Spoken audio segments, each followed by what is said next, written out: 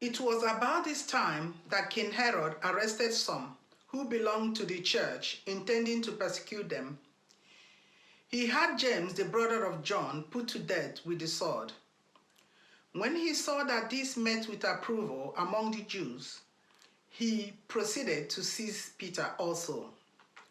This happened during the festival of unleavened bread. After arresting him, he put him in prison, handing him over to be guarded by 4 squads of 4 soldiers each.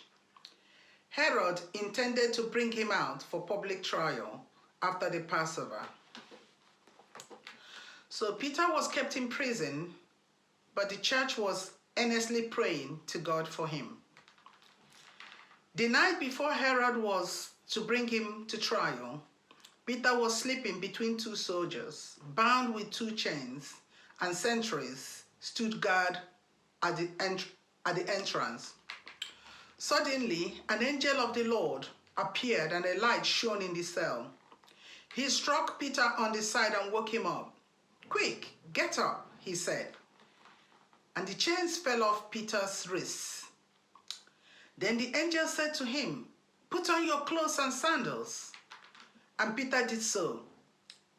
"Wrap your cloak round you and follow me," the angel told him. Peter followed him out of the prison, but he had no idea that what the angel was doing was really happening.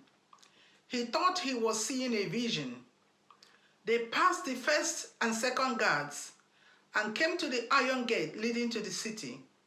It opened for them by itself, and they went through it. When they had walked through the length of one street, suddenly the angel left him. Then Peter came to himself and said, "Now I know, without a doubt, that the Lord has sent his angel and rescued me from Herod's clutches and from everything the Jewish people were hoping would happen." When this had dawned on him, he went to the house of Mary, the mother of John, also called Mark, where many people had gathered and were praying. Peter knocked at the outer entrance, and a servant named Rhoda came to answer the door. When she recognized Peter's voice, she was so overjoyed she ran back without opening it and exclaimed, "Peter is at the door." "You are out of your mind," they told her. When she kept insisting that it was so, they said, "It must be his angel." But Peter kept on knocking, and when they opened the door and saw him, they were astonished. Peter motioned with his hand for them to be quiet and described how the Lord had brought him out of prison. "Tell James and the other brothers and sisters about this," he said. And then he left for another place. In the morning, there was no small commotion among the soldiers as to what had become of Peter. After Herod had a thorough search made for him and did not find him, he cross-examined the guards and ordered that they be executed.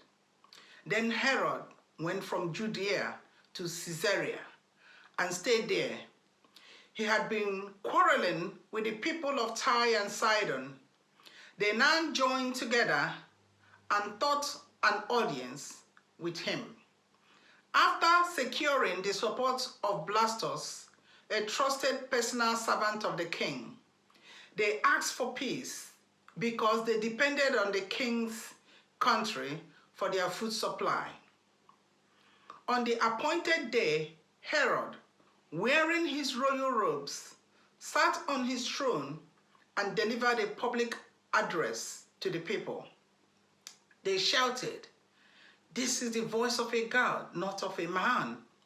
Immediately, because Herod did not give praise to God, an angel of the Lord struck him down, and he was eaten by worms and died. But the word of God continued to spread and flourish. When Barnabas and Saul had finished their mission, they returned from Jerusalem, taking with them John, also called Mark.